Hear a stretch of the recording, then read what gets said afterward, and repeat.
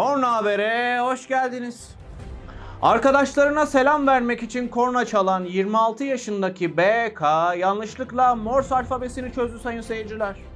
Merhabadan hoşça kala, iyi bayramlardan Dünya Karettalar gününüz kutlu olsun'a kadar birçok mesajı kornayla aktarabilen BK'nın yeni hedefi, yolda giderken kornayla İbrahim Tatlıses'in Mavi Mavi şarkısını çalabilmek. Enteresan. İlginç.